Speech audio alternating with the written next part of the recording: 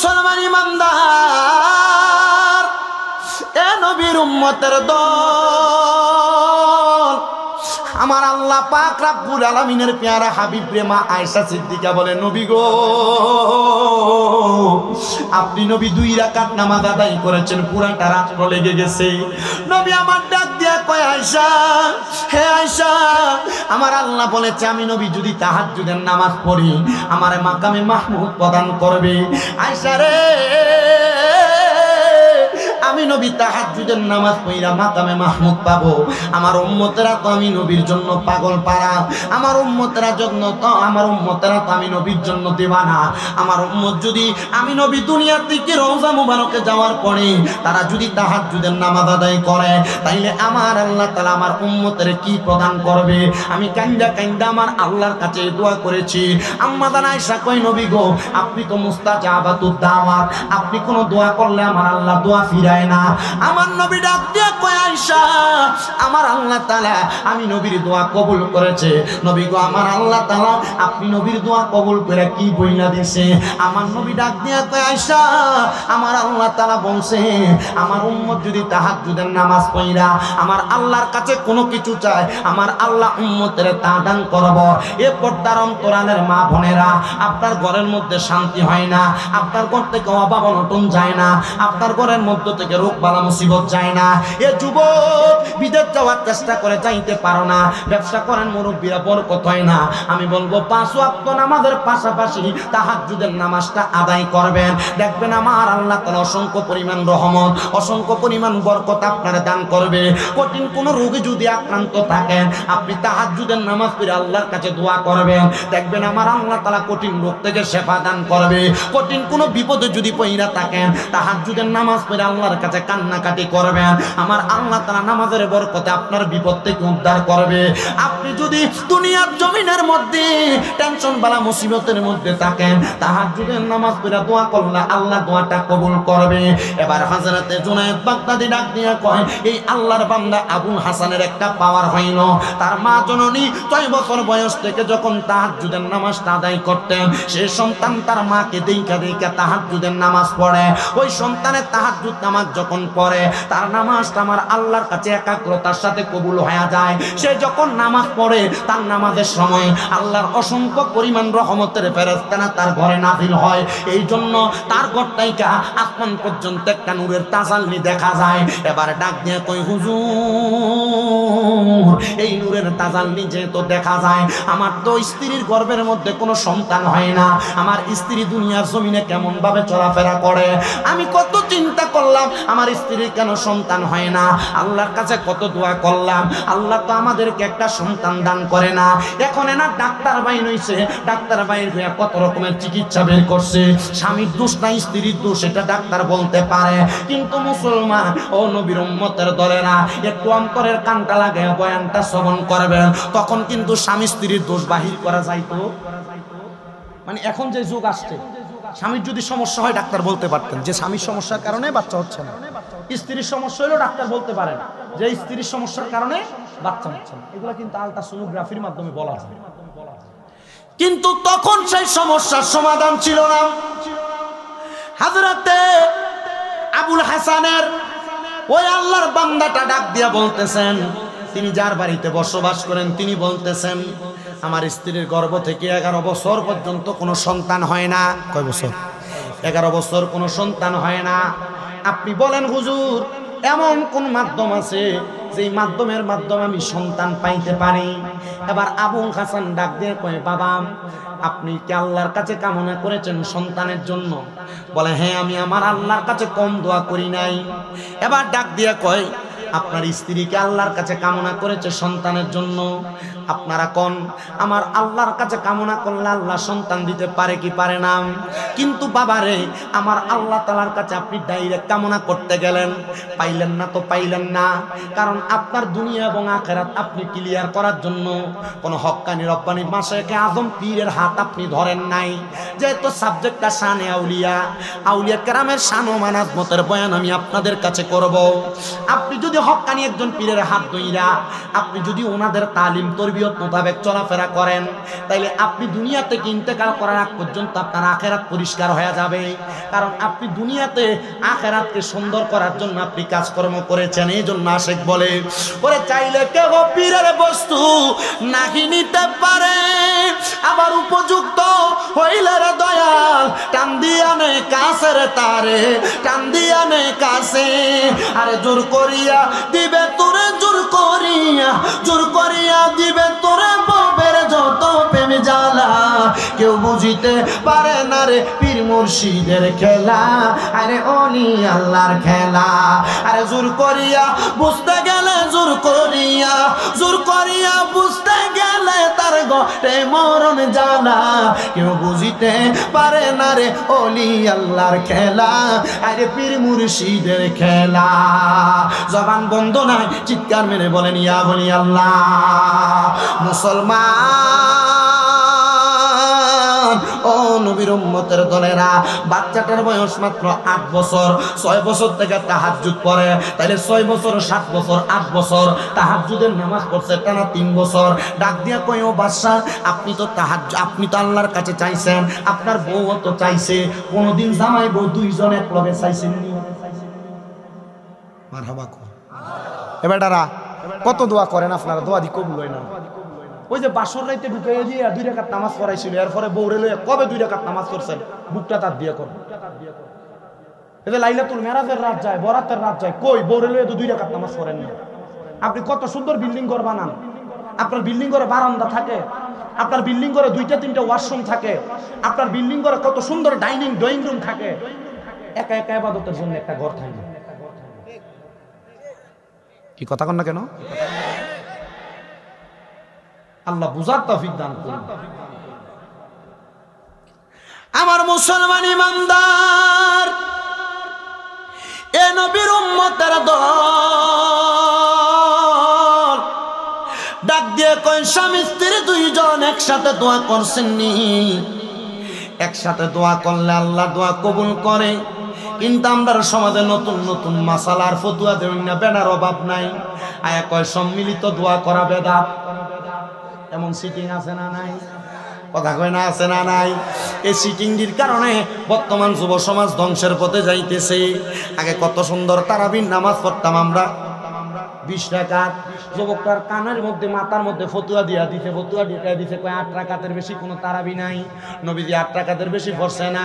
এবার রমজান মাস আসলে মসজিদের ভিতরে সামনের কাতারে যায় 20 রাকাত তারাবি সবাই পড়ে। এবারটা নতুন মাসালা শিক্ষা, নতুন ফতুয়া শিক্ষা, মসজিদের সামনের কাতারে 8 রাকাত পড়ে মুরব্বীরা ডিয়া ডিয়া বাইর হয়। আপনারা কোন এমন সিটার মার্কা মুসল্লিও বাংলা সমাজে আছে না না? আপনারা ইবাদতের একবার কাইটটা ফাংশন করে দিতেছে। একবার নির্বাচনে দাঁড়াইছে, নির্বাচনে দাঁড়াইয়া তো নির্বাচনে যারা দাঁড়ায় দেখবেন এরা সাদা সাদা পাঞ্জাবি আর ফায়জামা পরে না, সাদা পাঞ্জাবি ফায়জামা পরে। আল্লাহ রহমত হইলে বেটা নির্বাচনে দাঁড়াইয়া বেটার বউরে যায় কইছে, এগো আমি তো সুন্দর একটা ফায়জামা কিনে আনছি সাদা, এটা তুমি একটু কষ্ট করে 2 আঙ্গুল কাটটা শুরু করে দিও। বউ কইছে এত ভাবতাম না, বাজার থেকে কিনছেন, কমাই আনতে বললেন না, একে দেন। বেটা চিন্তা করলো, জোর নিজের বউরে কইলাম, দিল না, ফুতের বউরে একটু কইয়া দিল। ফুতের বউর কাছে গেছে, বগো তুমি তো আমার কলিজার টুকরা ছেলের বউ, তুমি একটু ফাললে আমার ফায়জামাটা একটু 2 আঙ্গুল কমাই দিও। কো বাবা আমি তো আপনার নাতির দুধ খাওয়াইতেছি, আমি ফাটতাম না। ছোট বউরে যায়, ছোট ফুতের বউরে যায় কইতেছে তুমি আমার ফায়জামাটা একটু কাইটা দিও। বেডি খুব আদর যত্ন করে নিয়া বেডি এটার 2 আঙ্গুল কাটছে, কাইটটা এটা সুন্দর করে সেলাই করে নিয়ে আলনার উপরে রাখছে। বড় ফুতের বউ বাইরে হয়ে কইতেছে, আরে আব্বা দিছে, কইরা দিল না কেউ। এবার ডিজাই এটার আরো 2 আঙ্গুল কাইটটা সেলাই করে আবার আইনা রাখছে। পরে নিজের বউ বাইরে দেখতেছে, কি রে ফায়জামাটা এনে রাখিয়া গেল, ফায়জামাটা কেউ কমাই দিল না। বেডি নিয়ে এটার আরো 2 আঙ্গুল কাটছে। কয় আঙ্গুল হয়েছে? 6 ইঞ্চি করে কাটছে, 2 ইঞ্চি করে কাটছে। কয় ইঞ্চি হয়েছে? আচ্ছা কোন ফ্যানটারে যদি 6 ইঞ্চি কাটে, এটা কি ফ্যান না হাফ প্যান্ট? তো আমরা সমাজে ইবাদতরে কাটতে কাটতে এমন হাফ প্যান্ট বানিয়ে ছাইরা দেয়, এমন সিটারও আছে। আল্লাহ আমরা বোঝার তৌফিক দান। ইবাদত যদি কয় না এইটা নাই, ওইটা নাই, এই দোয়া নাই, ওই দোয়া নাই, এই নামাজ নাই, ওই নামাজ নাই, বুঝবেন যে বুঝছি শয়তান তার লগে আছে। যেহেতু কোনো কিছু নাই, শয়তান আছে তার লগে। কথা কয় না, ঠিক কি না? আল্লাহ বোঝার তৌফিক দিক। এই যে সবে মেরাজ গেল, কত মসজিদের ভিতরে তালা ঝুলছে, ঠিক কি না? আল্লাহ আমরারে বোঝার তৌফিক দান করুন, জোরে কোন আমিন। আমার মুসলমান ইমানদারের দলেরা এবার ডাক দিয়ে কয় জামাই বউ এক লগে দোয়া করবা। এ পর্দার অন্তরালের মা বোনেরা মনে রাখবেন, এক লগে দোয়া করলে দোয়া কবুল হয়। তো যারা কয় এক লগে কোনো দোয়া নাই, আমি গত জুমার আগে জুমা আমার মসজিদের সম্মিলিত দোয়ার ব্যাপারে আমি একটা হাদিস শরীফ পড়ছিলাম। নবী আমার নবীজির হুজরা মুবারক থেকে বের হইয়া নবীজির কলিজার টুকরা সাহাবী আনাস রাদিয়াল্লাহু তাআলা ঘুরে নিয়ে বের হইছেন। বের হওয়ার পরে আমার নবী ডাক দিয়া কয় আনাস তুমি আমি যা দেখতেছি তুমি দেখতে পাও কিনা? আনাস রাদিয়াল্লাহু তাআলা ডাক দিয়া কয় ইয়া রাসূলুল্লাহ, না আমি দেখতেছি না, তবে আমি দেখতেছি আপনি তাকে আছেন, একসাথে অনেকগুলা লোক আসমানের দিকে হাত উঠে দোয়া করতেছে। আমার নবী ডাক দিয়া কয় আনাস আমি শুধু এইটা দেখি না, আমি দেখতেছি যারা যারা দোয়া করতেছে তাদের প্রত্যেকের হাতের মধ্যে আল্লাহ তাআলার নূর দেখা যায়। আনাস রাদিয়াল্লাহু তাআলা ডাক দিয়া কয় ইয়া রাসূলুল্লাহ আপনি দোয়া করেন আমি যেন সেই নূরটা দেখতে পাই। আমার নবী দোয়া করলেন। আনাস রাদিয়াল্লাহু তাআলা বলেন আমি তাকে দেখলাম, এবার নূরটা আমার চোখ দিয়েও দেখতেছি। এবার আমার নবী বলে আনাস তাড়াতাড়ি করো আমরা তাদের সাথে দোয়াতে যে শরীক হই। এবার আমার নবী হযরতে আনাস রাদিয়াল্লাহু তাআলা একসাথে ওই দোয়ার মধ্যে শরীক হওয়ার জন্য গেলেন। তারা যেই দোয়া করলেন আমার নবী সাথে সাথে আমিন বললেন। আরে বাবা মনে রাখবা, সবাই যদি কোনো জায়গার মধ্যে কোনো দোয়া করে, কেউ যদি আমিন বলে, তারা যেই দোয়া করে এই দোয়াটার অংশীদার আমিন বলনেওয়ালা ব্যক্তিও পাওয়া যায়। এবার রাহমাতুল লিল আলামিন নবীর এই হাদিসে মুবারক আনাস রাদিয়াল্লাহু তাআলা বর্ণনা করতেছে, আমরা যে জায়গার মধ্যে দেখলাম অনেকগুলা মানুষ একসাথে দোয়া করে, তারা দোয়া করতেছিল তাদের এলাকার মধ্যে বৃষ্টি নাই, খরা লাগছে, তারা দোয়া করছে আল্লাহ যেন তাদেরকে বৃষ্টি প্রদান করে। আর আমার নবী আমিন আমিন বলেছে। আমরা এখান থেকে মসজিদে নববীতে যাওয়ার পর একটানা 7 দিন পর্যন্ত বৃষ্টি হয়েছে। তার মানে বোঝা যায় একসাথে অনেক ব্যক্তি দোয়া করলে দোয়া কবুল হয়ে যায়। এজন্য সবাই একসাথে বেশি বেশি করে দোয়া করবেন। কোন জায়গায় দোয়া হইলে দাওয়াত দিক আর না দিক দোয়াতে শরীক হইবেন। মনে রাখবেন একসাথে দোয়া করলে দোয়া কবুল হয়ে যায়। এবার আল্লাহর ওলি হযরতে আবুল হাসান ডাক দিয়ে বলতেছে, এ বাবা আপনি কি দোয়া করেছেন আপনার স্ত্রীকে নিয়ে? বলে না। বলে আজকে থেকে আপনি তাহাজ্জুদের নামাজ পড়া আপনি এবং আপনার স্ত্রী একসাথে আমার আল্লাহর কাছে দোয়া করবেন, আল্লাহ যেন আপনাদেরকে সন্তান দান করে। বাড়ির মধ্যে যাইয়া আল্লাহ পাক রব্বুল আলামিনের বান্দাটা স্ত্রীকে ডাক দিয়া বলেন, স্ত্রী এতদিন তো আমার সন্তান হয় না, তোমাকে আমি দোষ দিতাম, তোমার সন্তান হয় না তুমি আবার আমাকেও দোষ প্রদান করতা, কিন্তু না না না এখন থেকে আমরা দুইজন কাউকে দোষ দিব না। আসো না আজকে রাতে স্বামী স্ত্রী একসাথে ওযু বানাইয়া, এতদিন তো আলাদা আলাদা দোয়া করেছি, আমরা একসাথে আল্লাহর কাছে দোয়া কামনা করি। এবার স্বামী স্ত্রী দুইজন ওযু বানাইয়া রাত্রবেলা আল্লাহ তাআলার কাছে দোয়া কামনা করতেছে। আল্লাহ তাআলার কাছে ডাক দিয়া কই মুনি, ও দয়াল আল্লাহ আপনি আমার একটা সন্তান দান করেন, একটা সন্তান দান করেন, একটা সন্তান দান করেন। আপনারা বলেন আল্লাহর কাছে কান্নাকাটি কই না সন্তান চাইলে আমার আল্লাহ সন্তান দিতে পারে কি পারে না? ওনারা দুইজন বলে তাহাজ্জুদের নামাজ একটানা 3 মাস পর্যন্ত করেছি। 3 মাস, কয় মাস? একটানা 3 মাস পর্যন্ত তাহাজ্জুদের নামাজ পড়া আমরা স্বামী স্ত্রী একসাথে দোয়া করেছি। একদিন যখন 3 মাস শেষ আমরা দোয়া কইরা নামাজের মুসল্লার মধ্যে কাঁদতেছি। কান্না করার পরে হঠাৎ করে আমরা দেখতে পাইলাম কোথা থেকে জানি গায়েবী ভাবে একটা আওয়াজ আসতেছে। ওই আওয়াজের মাধ্যমে আমাদের কানের মধ্যে শব্দ হইতেছে, এ আল্লাহর বান্দারা তোমরা যে তাহাজ্জুদের নামাজ পড়ে সন্তান কামনা করো, আমার আল্লাহ তোমাদের দোয়া কবুল করেছে, তোমাদেরকে একটা নেকা সন্তান দান করবে। হায়রে আমার মুসলমানের দলেরা, ও আমার মহিষাকালীর যুবকেরা, মুরব্বী বাবারা, পর্দার অন্তরালের মা বোনেরা, আপনারা বলেন যাদেরকে আল্লাহ 11 বছর পর্যন্ত কোনো সন্তান দেয় নাই, হঠাৎ করে যদি গায়েবী ভাবে শব্দ পায় আল্লাহ তাআলা তাদেরকে সন্তান প্রদান করতেছেন, আপনারা বলেন তারা কি খুশি হবে না বেজার হবে? অবশ্যই খুশি হবে। 11 বছর পরে সন্তান পাবে। একদিন 2 দিন 3 দিন করতে করতে তাদেরকে একটা সন্তান দেওয়া হয়েছে। তারা সন্তানটাকে সুন্দরভাবে লালন পালন করে। এবার যেই বাদশা আবুল হাসানের কাছে তাহাজ্জুদ আমাদের তালিম নিছে, আবুল হাসান নামক আল্লাহ তাআলার ওলির কাছে যা বলতেছে, হুজুর ও হুজুর আমার আব্বা আম্মা বড় কষ্ট করে আমার মানুষ করছে, কিন্তু আমার আব্বা আম্মা অন্ধকার কবরে কেমন আছে আমি জানি না। আপনি কি আমাকে বলবেন আপনার তালিমের মাধ্যমে আমার আম্মা আব্বার কবরের খবর আমি জানতে পারবো কিনা? হাইরে আমি জানি না মহিষাকালীর কত যুবকেরা তাদের মারে মাটি দিয়া, তাদের বাবারে মাটি দিয়া আজকের মাহফিলের মধ্যে বসেছে। মনে রাখবারে মহিষাকালীর বাবারা, তোমাদের মা যদি কবরে থাকে, তোমাদের আব্বা যদি কবরে থাকে, তোমাদের দুয়ার বরকতে আল্লাহ তাআলা তোমাদের মা বাবার জীবনের গুনাহ মাফ করে দিবে। এবার ওই আল্লাহর বান্দা ডাক দিয়া কয়, হুজুর আমি আমার মা বাবার কবরের অবস্থা সম্পর্কে জানতে চাই। এবার আল্লাহর ওলি তাকে তালিম প্রদান করলেন, তুমি তালিম নাও। এখন থেকে তুমি আমার আল্লাহ তাআলার কাছে 5 ওয়াক্ত নামাজ পড়া, তাহাজ্জুদের নামাজ পড়া চোখের পানি ফালায়া ফালায়া কানবা। আল্লাহ যেন তোমার একটা তোমার আব্বা আম্মার খবর তোমারে জানায়া দেয়। এবার আল্লাহর বান্দা তাহাজ্জুদের নামাজ পড়া বারবার কান্নাকাটি করে। উনি বলেন আমি কান্নাকাটি করতে করতে যখন আমি বারবার আমার আল্লাহর কাছে ফরিয়াদ জানাই, আল্লাহ আমার আম্মা আব্বার কবরের খবর তুমি বলো, আমার আল্লাহ তাআলা তার দোয়াটা 1 দিন 2 দিন 3 দিন করে দোয়া কবুল করে না। অল্প কিছুদিন পরে ওই বাদশা বলে আমি দেখতে পাইলাম আমি যখন নামাজের মুসল্লার ভিতরে কান্না করি, আমার মা আমার আব্বা জান আয়েশা আমার মাথার মধ্যে হাতটা বুলিয়ে দিতেছে। আমি জিজ্ঞাসা করলাম কে গো আপনারা? আপনাদের শরীরের মধ্যে এত সুন্দর সুন্দর জান্নাতের পোশাক, এই পোশাক তো দুনিয়ার কোনো জায়গায় দেখা যায় না।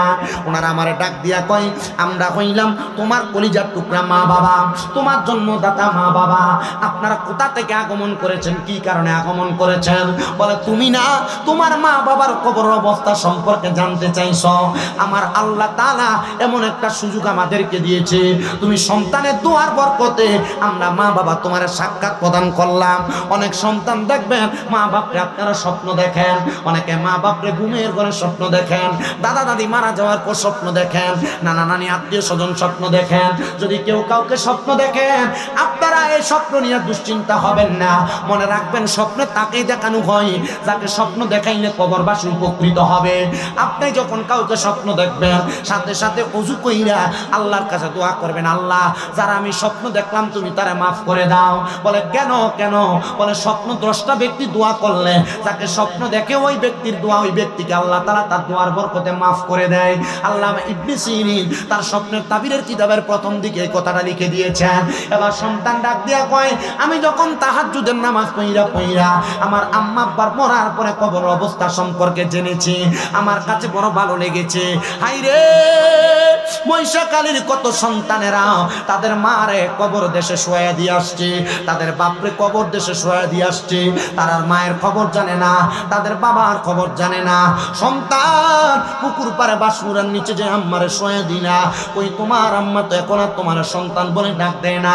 একটাবার কি চিন্তা করেছো তোমার মা জননী দুনিয়াতে থাকা অবস্থায় বড় কষ্ট করে তোমার মানুষের মতো মানুষ করেছে, তোমার আম্মা জান তোমার জন্য বড় কষ্ট করেছে। আজকে ওই মা দুঃখিনী অন্ধকার কবরে কেমন আছে তুমি জানো না, এই জন্য তো আসে শুনে শুনে লাগতেছে, ওরে 3.5 হাত গর্তে ফেলে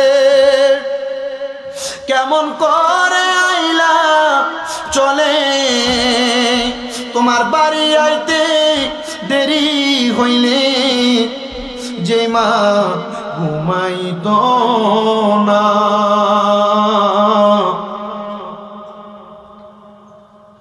ওই কবর দেশে মায়ের পাশে একটু রইলি না রে, কবর দেশের খবর লইলি না। কেমন আছেন বাবা মনি, কেমন আছে মা জননী, একটা বারো ফিরা চাইলি না। ওই মা বাবারে কষ্ট দিয়া দুনিয়াতে দিনই কাটাইয়া কোনদিনও শান্তি পাবি না আরে, কবর দেশের খবর লইলি না। আরে আমার যুবক, এ মুরব্বী বাবারা, এ পর্দা নসিনী মা বোনেরা, ওই আব্বা জান তোমার বড় কষ্ট করে মানুষের মতো মানুষ করেছে, কিন্তু বর্তমান সমাজে তো ফসা, বর্তমান সমাজের পোলাপানে তো ফসা, তাদের স্ত্রী তাদেরকে কথায় কথায় বলেছে তোমার আব্বা আম্মার কি তুমি একা সন্তান নি, আর তো 2-3 ভাই আছে, তুমি কেন তোমার মা বাপরে একা একা খাওয়াও? এই কথা শুই না সন্তানেরা তাদের মা বাপরে জুদা করে দেয়, এই কথা শুই না সন্তানেরা তাদের মা বাপরে আলাদা করে দেয়, মা বাপ এক সপ্তাহ এক ঘরে আরেক সপ্তাহ আরেক ঘরে ভাত খায়, এই কথা শুই না অনেক সন্তানেরা তাদের মা বাপকে আলাদা করে দেয়, সকালে এক ঘরে ভাত খায় রাত্রে এক ঘরে ভাত খায়। হাইরে কত মা বোনেরা কত আম্মারা আব্বারা তারা ঘরের মধ্যে বালিশের মধ্যে মাথা লাগায় লাগায় রাত্রবেলা কান্না করে তারার বালিশ ভিজায়। কারণটা কি? কারণ তারার ফুতে তারার লোক ওসা গলায় কথা কয়, তারা সন্তান তারা দাম দিয়া কথা কয় না, তারা সন্তান তারার বাদ দেয় না।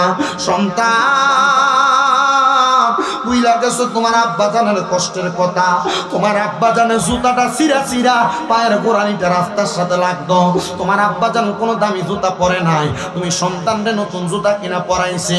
আজকে আমি আব্বা জান অন্ধকার কবরে, এ সন্তান ঈদের দিনে আব্বা জান কোনো নতুন জামা কাপড় পরে নাই, তোমার আব্বা জান অন্ধকার কবরে। আব্বা জান কবরে কেমন আছে তুমি জানো না।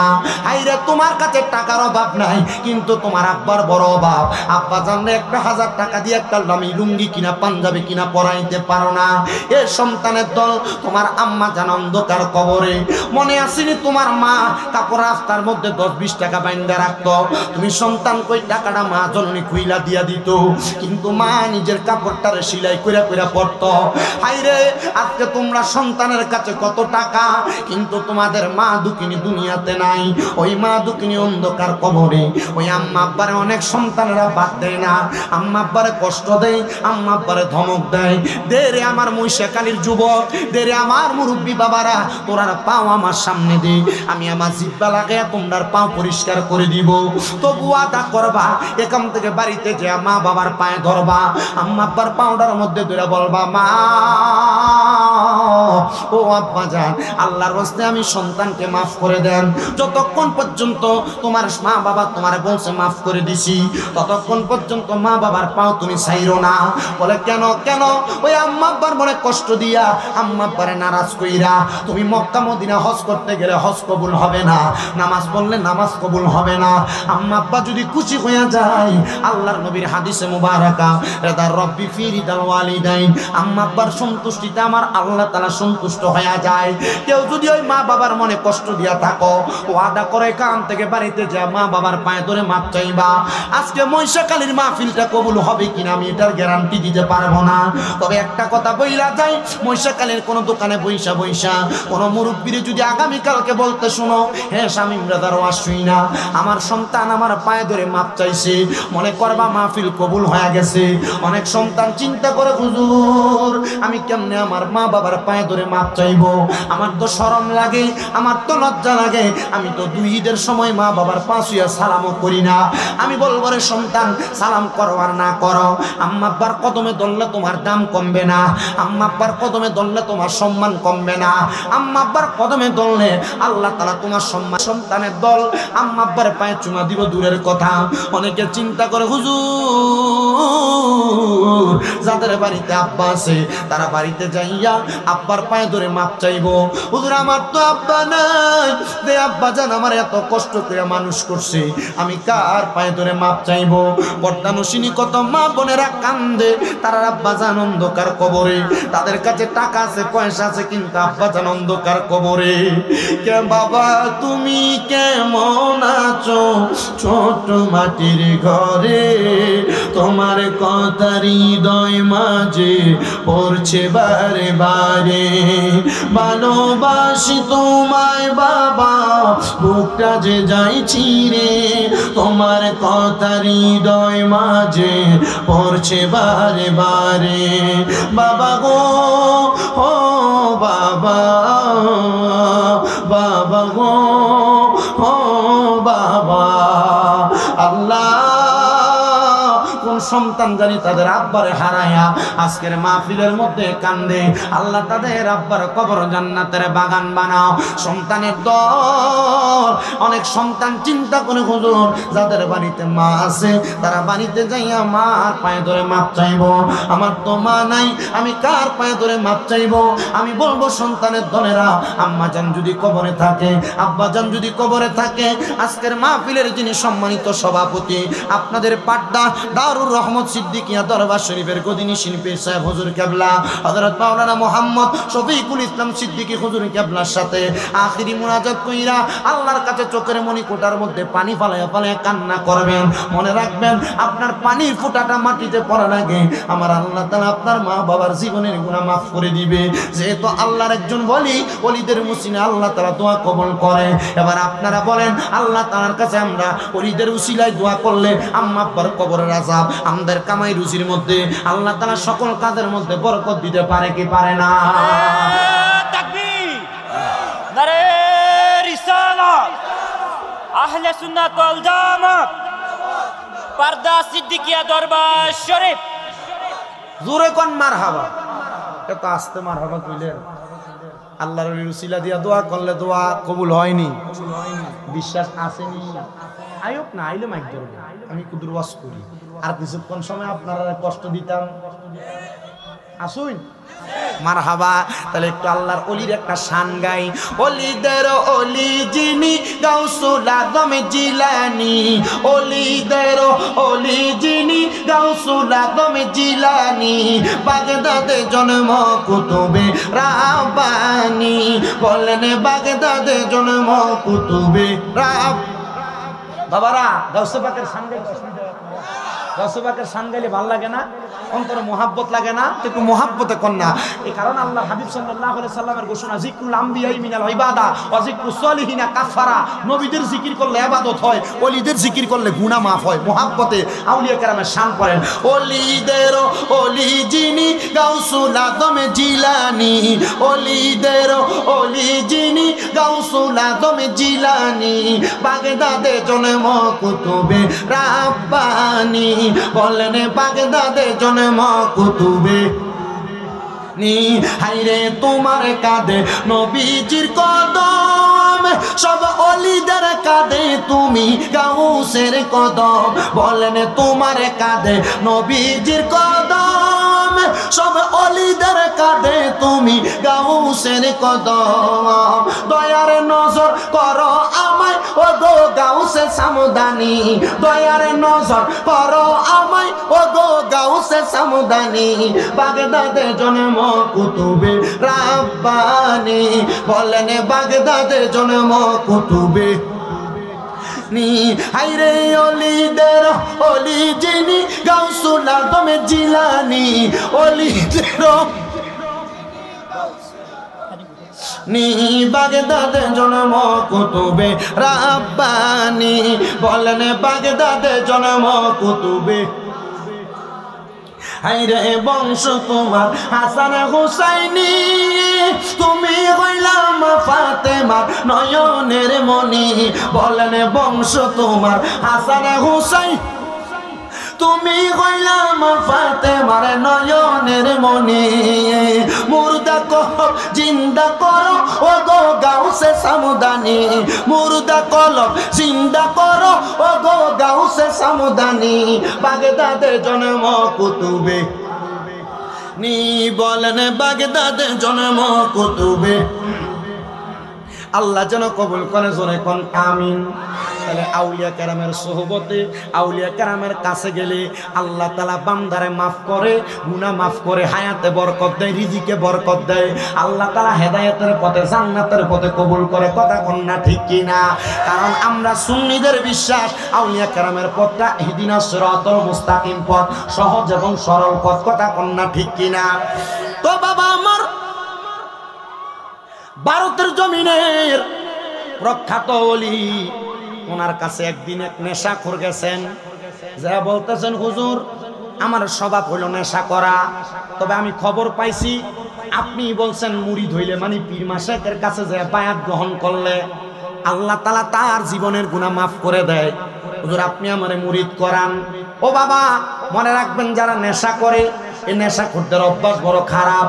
নেশাখোররা নেশা করার টাকা পয়সা না পাইলে মানুষের কল চুরি করে, মানুষের ডেকসি চুরি করে, চুরি চামারি করে। আপনারা কোন নেশাখোরদের এমন অবস্থা আছে না নাই? আপনারা আসতে কোন দিন নেশাখোরদের এমন অবস্থা আছে না নাই? মুহাব্বতে একটা তাকবীর দেন, নারে তাকবীর, নারে রিসালাত। আহলে সুন্নাত ওয়াল জামাত প্রধান অতিথির আগমন, হযরত মাওলানা হাসানুর রহমান হুসাইন নকশবন্দি ওয়া সিদ্দিকী সাহেবের আগমন। মারহাবাটা জোরে কোন। হুজুর আসার আগ পর্যন্ত আমি আমার এই কারগুজারি ওয়াকিয়া ঘটনাটা বইলা শেষ করি। হুজুর আসার আগ পর্যন্ত আমি আমার কথাগুলা বলবো, এই পর্যন্ত আপনারা ধৈর্য ধারণ করে শ্রবণ করার চেষ্টা করবেন। ওই নেশাখোরটার প্রবঞ্চনায়, নেশা করে অত্যাচারে এলাকার মানুষগুলা বড় বিরক্ত। এবার ওই নেশা করে গেছেন আল্লাহর ওলির কাছে, হুজুর আপনি আমারে বায়াত গ্রহণ করান, আপনি আমারে বায়াত গ্রহণ করাইবেন, তবে শর্ত হইল হুজুর আমি বায়াত গ্রহণ করুন কিন্তু নামাজ পড়তাম না। আল্লাহর ওলি কয় বাবা এটা কেমন পাগল আমার কাছে আসলো, করে নেশা, আবার যদি কই তারা মুরিদ করাইতাম না, এই ব্যক্তি তো আমার সাথে খারাপ আচরণও করতে পারে। হুজুর বলতেছে ঠিক আছে, তুমি বলছো তুমি নামাজ পড়তে পারবা না, যদি তুমি মুরিদ হওয়ার পর নামাজ পড়ো। আল্লাহর ওলিদের হিকমত এবং তাদের জবানের কথা এটা কেউ বুঝতে পারে না, বোঝার জন্য আলাদা রকমের ক্ষমতা এবং পাওয়ার লাগে। কথা কন্যা ঠিক কিনা? ডাক দিয়ে বলতেছে কারণটা কি? বলে হ্যাঁ নামাজ পড়তে পারবা না, যদি নামাজ পড়ো প্রতি ওয়াক্ত নামাজের জন্য তোমাকে একটা দ্বারা, জুতা দ্বারা, খড়ম দ্বারা আঘাত করা হবে। বলছে হুজুর আমি এমনই তো লোক লোকায় যার কাছে আমি বায়াত গ্রহণ করতাম, যেই ব্যক্তি আমারে নামাজের কথা বলবে না। তবে হুজুর বলে শর্ত হইল নামাজে তো পড়তে পারবা না, আমি তোমার একটা তালিম দেই বায়াত গ্রহণ করার কারণে। তুমি একটা জিকির করবা, যে জিকির হলো লা ইলাহা ইল্লাল্লাহ। হাদিস শরীফের মধ্যে রাসূল পাক বলেছেন আফদালু যিকরি লা ইলাহা ইল্লাল্লাহ ওয়া আফদালু দুআই আলহামদুলিল্লাহ। সবচাইতে উত্তম জিকির হলো লা ইলাহা ইল্লাল্লাহ, সবচাইতে উত্তম দোয়া হলো আলহামদুলিল্লাহ। তুমি বলো এই জিকিরটা করতে পারবানি? হুজুরের কথা মোতাবেক ওই নেশাখোর ব্যক্তিটা ডাক দিয়ে কই হুজুর আপনার কথা মোতাবেক আমি জিকিরটা করতে পারবো, আপনি আমারে বায়াত করান। হুজুর বলে তোমার বায়াত হয়ে গেছে, তুমি যেহেতু আমার সাথে ওয়াদাবদ্ধ হয়েছে এটাই বায়াত। মারহাবা, আরো জোরে কয় না মারহাবা।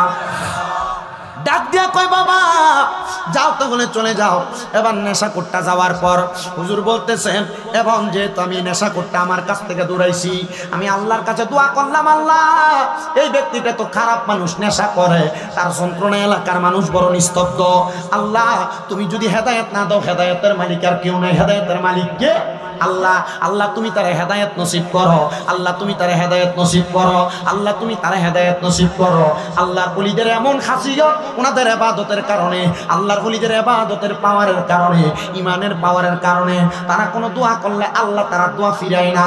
কারণ হাদিসে মুবারাকার মধ্যে দেখলাম আল্লাহর কোনো বান্দা যখন আল্লাহ তাআলার বেশি নফল ইবাদত করে, এটার বান্দা থাকে না, এটা বান্দা থেকে আল্লাহর বন্ধু হয়ে যায়। আল্লাহ পাকের পেয়ারা হাবিবের হাদিসে মুবারাকার মধ্যে বলতেছে ওই বান্দা যখন বান্দা থেকে বন্ধু হয়ে যায় তখন বান্দার হাত আর বান্দার হাত থাকে না, এটা স্বয়ং আমার আল্লাহর কুদরতি হাত হয়ে যায়। বান্দার চোখ তখন বান্দার চোখ থাকে না, এটা আমার আল্লাহ তাআলার কুদরতি চোখ হয়ে যায়। বান্দার জবান তখন বান্দার জবান থাকে না, এটা আমার আল্লাহ তাআলার কুদরতি জবান হয়ে যায়। এ মুসলমান, এ নবীর উম্মতের দলেরা, এবার আল্লাহর বান্দাটা আল্লাহর ওলির কাছ থেকে তালিম নিছে, নামাজ পড়তে পারতো না, জিকির করতে পারবো, জিকিরের নাম লা ইলাহা। আস্তে আস্তে মনে হয় যে একবার উদয় গেছে। জিকিরের নাম লা ইলাহা। আরে আমি না নরম গরম, হুজুর আইতাছে না, একটু মুহাব্বত একটু কইতে হবে। হুজুর আইলে তো না আপনারা দেখলে শান্তি পায়। মারহাবা কোন। আমি আইয়াম না রোজি অবস্থা দেখছিলাম, মাশাআল্লাহ। এই আল্লাহর ওলিরা যদি হুজুরে দেখতো, আমি চিন্তা করি হুজুর ওয়াজ করতো। আলহামদুলিল্লাহ জিকির আজকাল মুনাজাত দিয়ে আপনারা গোলাইছে, আল্লাহ কবুল করক, জোরে কোন আমিন। বিরিয়ানি খাওয়ানোর মানুষের তো দরকার আছে, কারণ তাবারুক তো আরো আগে ওই শেষ রেডি হয়ে গেছে। আল্লাহ যেন কবুল করে, জোরে কোন আমিন। ওই পাগলটারে তালিম দিছে, নামাজ পড়তে পারবে না তবে জিকির করতে পারবে। বলেন না তালিমটা ভালো না খারাপ? ভালো তালিম। যেহেতু তালিম দিছে, একটা একটা করলে না আরেকটা শিখবো, একটা করতে করতে আরেকটা শিখবো। ডাইরেক্ট তো সন্তান গর্ভ থেকে আইসা বাবা ডাকে না, সন্তান তো দুনিয়াতে আস্তে আস্তে আস্তে আস্তে করে শিখে। এবার ওই বান্দাটা নেশা করার নেশা করে, কিন্তু আল্লাহর ওলির দরবার থেকে ওই দিন নেশা করার জন্য মদের বাটিখানায় যায়, দেখে রাত্র বেশি হয়ে গেছে, মদের বাটিখানাটা বন্ধ, ওই দিন আর নেশা করে নাই। কি করে নাই? ওই দিন নেশা না করতে পাইরা চিন্তা করলো, আমি যেহেতু বায়াত গ্রহণ করেছি, আমি এখন বাড়ি যাওয়ার আগ পর্যন্ত লা ইলাহা ইল্লাল্লাহ জিকির করব। নামাজও না পড়তাম না, আজকে যেহেতু নেশাও করতে পারি নাই, লা ইলাহা ইল্লাল্লাহ জিকির করতে করতে বাড়িতে গেছেন। ঘরের দরজা খুলে দিচ্ছেন স্ত্রী স্বামীর এমন আচরণ দেখে বড় অবাক। কিরে, আমার জামাই তো নেশা করত, কিন্তু এখন আমার জামাই আর নেশা করে না। ও বাবা, কোন স্বামী যদি নেশা করে, বদ কাজ করে, স্ত্রীর এটা পছন্দ না।